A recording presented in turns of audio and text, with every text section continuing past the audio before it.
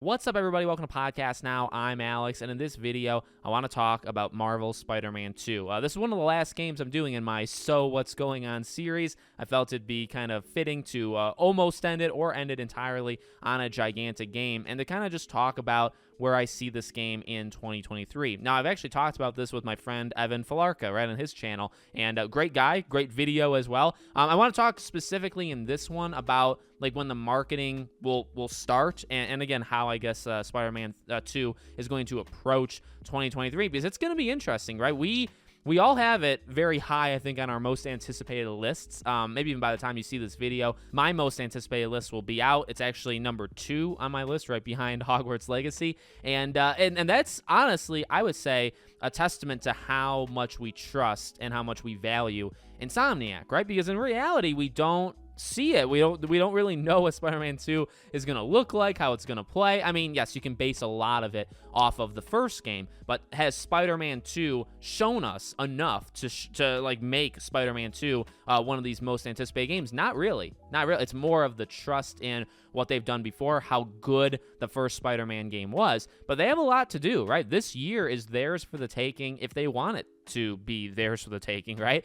We haven't seen the game now in over a full year, which is odd and it's different. And we kind of thought the way God of War Ragnarok did things was odd and different. Well, wait until you see Spider-Man, because Spider-Man's doing it even more different, right? God of War was announced, right, September of 2020. Then it was shown again in 2021. Then it was shown again in 2022, and then released. So there were actually yearly updates from the time that the very first time that we heard about God of War Ragnarok. There were updates every year. Spider-Man, we actually didn't have that. And I guess updates meaning like a trailer, really actually just a trailer. That's what God of War Ragnarok did. So now we're entering 2023, and when does it start? Well, as I've said, my prediction is later than other people. So I do believe this game is going to be like an October, November game. I wouldn't be surprised if Spider-Man 2 is around the exact same time that God of War Ragnarok was this year, okay? And that's just, I guess that's just an analysis of the gaming industry, that every game seemingly gets pushed, whether it's in front of our eyes, they say it's a delay, or internally. If a game gets delayed internally, it still was delayed. It just, they didn't say it out loud, but you know it was pushed because of, whatever reason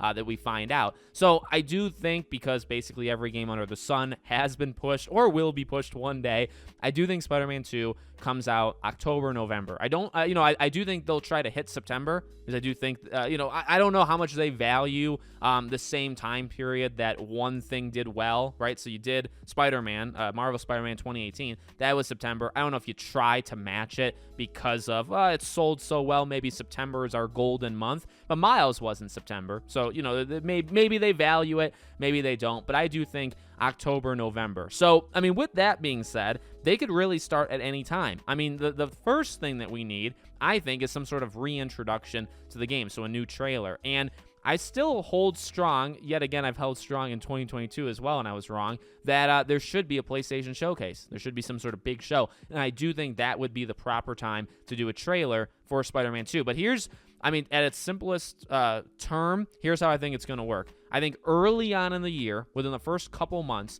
we'll see a trailer for Spider-Man 2. That's what I would want. I don't know if you would say expect, but it's definitely what I would hope to see, all right? Then I think it'll go dark. And I think around the summertime, it'll come back, and it'll be nonstop until the game comes out. So really like a 2-part lead up. You reintroduce it, you show a trailer just to say like, hey, it's still alive. Not that we think it's canceled or anything, but just to again, reintroduce it and say, hey, we're back, and don't worry, the game's coming out. Maybe you even give a release date, right? Show it in February in a PlayStation showcase, and you say October blank 2023. Like, if you did that, that'd be obviously pretty gigantic. Then you go dark, and I would expect them to go dark for quite a while, and then over the summertime, July, August, whatever, you come back and you start. And Miles is a good indication, I think, of how they would probably do it. Miles was nuts in terms of their marketing towards Miles Morales on Twitter, just on social media in general. It seemed like, and you can ask actually Evan for this, I think him and I have talked about it before, I think for the entire month before Miles came out, or the month leading into its release,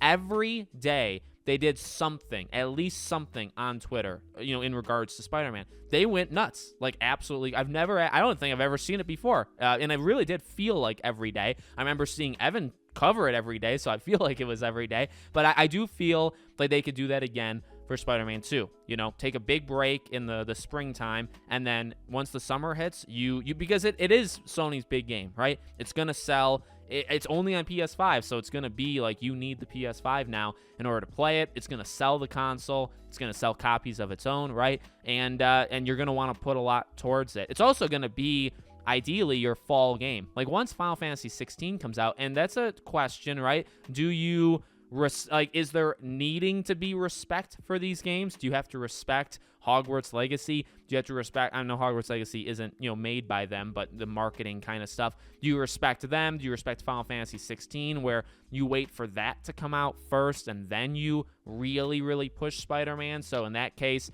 again, you show a trailer maybe at a PlayStation showcase. Final Fantasy comes out in June, and then after that, you go full steam ahead towards Spider-Man. Maybe that is kind of an internal strategy that Sony would have. I don't know how respectful they need to be or they care to be, off of other games, but that's kind of how I would see it. So show something in the beginning, break, come back in the summer, nonstop. Game comes out October, November. We'll see if I'm right. If I'm wrong, that's totally okay, though. Let me know what you guys think in the comments. Make sure you're subscribed, bell icon turned on, so you know all these videos go up. And I hope to see you all on the next one.